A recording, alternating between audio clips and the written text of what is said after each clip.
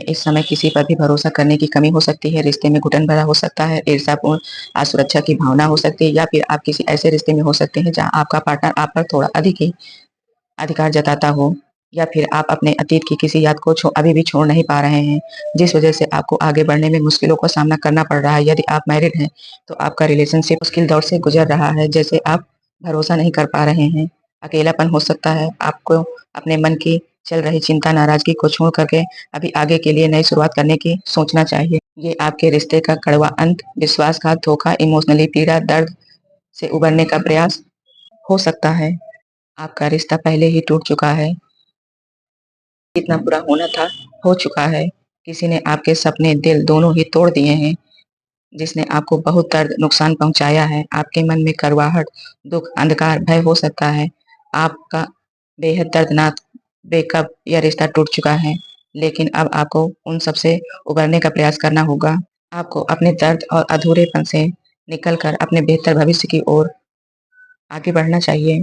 अंधकार कितना भी गहरा हो, लेकिन सवेरा नजदीक है। अभी आपको उम्मीद नहीं हारना चाहिए।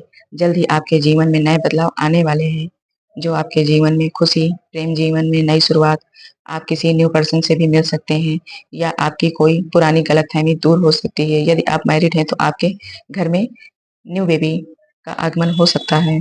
कोई शुभ समाचार या परिवार के साथ उत्सव का माहौल का आनंद ले सकते हैं आप।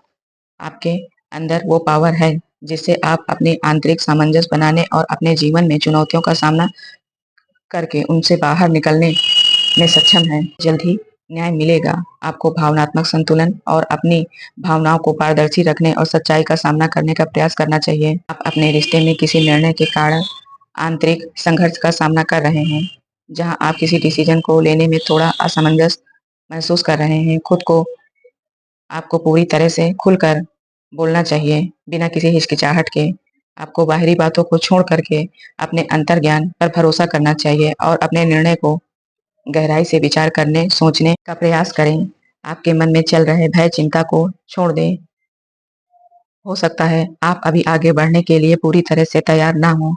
आपको अपने रिश्ते में शांति, आराम और आत्मचिंतन से विचार करना चाहिए, खासकर जब आप खुद को थका हुआ महसूस कर रहे हो। ये आपके रिश्ते में भी हो सकता है जब आप अपने रिश्ते में थोड़ा ऊब रहे हो। आप थोड़ा समय अकेले बिताना चाहते हैं।